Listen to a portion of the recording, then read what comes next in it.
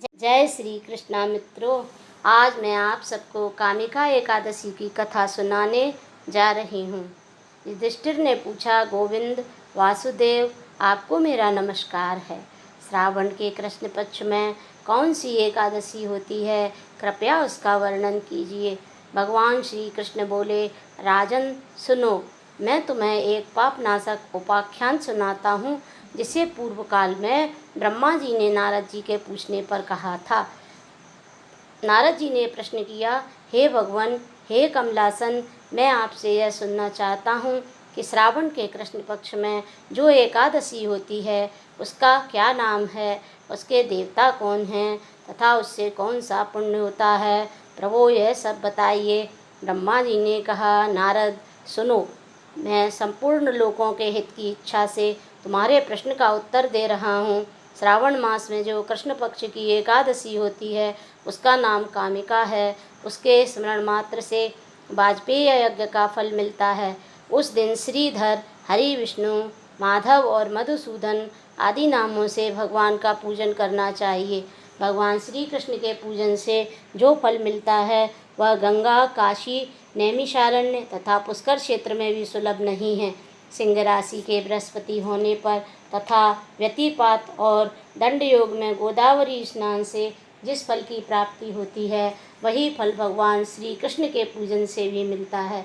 जो समुद्र और वन सहित समूची पृथ्वी का दान करता है तथा जो कामिका एकादशी का व्रत करता है वे दोनों समान फल के भागी माने गए हैं।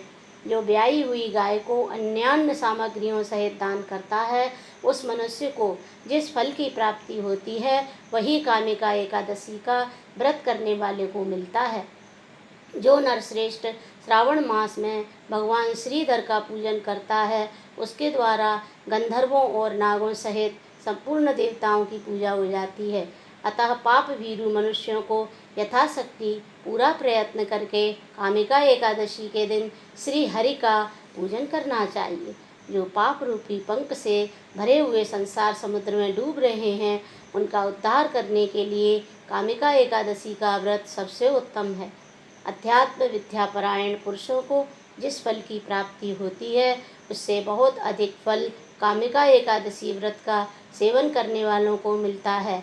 कामिका एकादशी का व्रत करने वाला मनुष्य रात्रि में जागरण करके ना तो कभी भयंकर यमदूत का दर्शन करता है और ना कभी दुर्गति में ही पड़ता है। लाल मणि, मोती, वैदूर्य और मूंगे आदि से पूजित होकर भी भगवान विष्णु वैसे संतुष्ट नहीं होते जैसे तुलसी दल से पूजित होने पर होते हैं। जिसने तुलसी की मंजरियों से श्री केशव का पूजन कर लिया है उसके जन्म भर का पाप निश्चय ही नष्ट हो जाता है।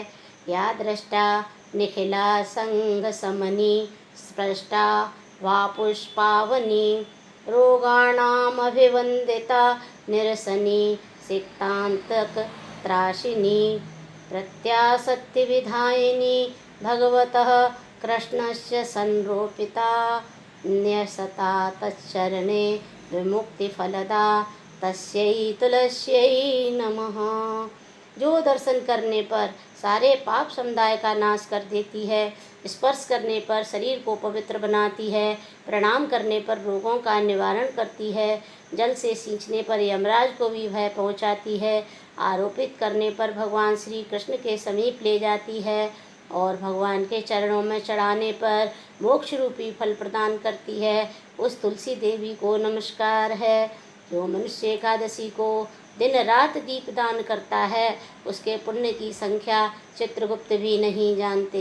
एकादशी के दिन भगवान श्री कृष्ण के सम्मुख जिसका दीपक जलता है उसके पितर स्वर्गलोक में स्थित होकर अमृतपान से तृप्त होते हैं। घी या तिल के तेल से भगवान के सामने दीपक जलाकर मनुष्य देह त्याग के पश्चात करोड़ों दीपकों से पूजित हो स्वर्गलोक में जाता है। भगवान श्री कृष्ण कहते हैं, युधिष्ठिर, यह तुम्हारे सामने मैंने कामिका एकादशी की महिमा का वर्णन किया है। कामिका सब पातकों को हरने वाली है, अतः मानवों को इसका व्रत अवश्य करना चाहिए। यह स्वर्गलोक तथा महान पुण्य फल प्रदान करने वाली है।